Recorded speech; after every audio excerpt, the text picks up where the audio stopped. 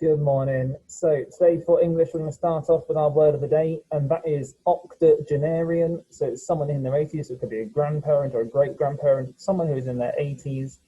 So have a look at doing either the pyramid practice, the news narration, the noun phrase notion, making an expanded noun phrase, or a word family to do with octogenarian, please, okay? That's task number one for word of the day, and then we'll move on.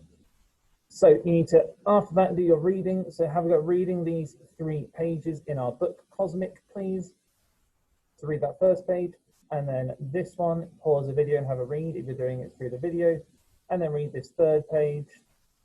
And then once you're done, you need to have a go answering these questions. On page 17, it says the word furious.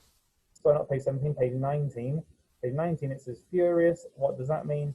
And on page 21, it says tempting. What does that mean? Can you answer those 2 pages? Sorry, that should say page 19, not page 17. My apologies.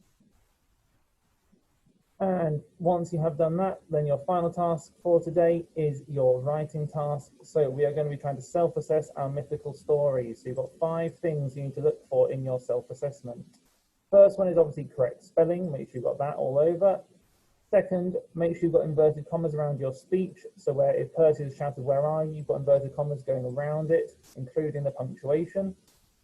You've got a new line for each speaker in a conversation. You should have had a go at adding that in last week. So see if you've got that correctly. If not, then make sure you can correct it.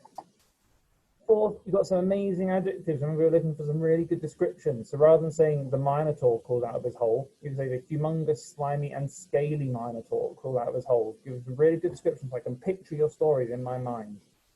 And then finally, you need to have a go at using parentheses to add extra information. So parenthesis is when you've got a bit of information in a sentence surrounded by either commas, it could be, or it could have brackets on either side of it, a dash on either side of it, and it's extra information we didn't need to know.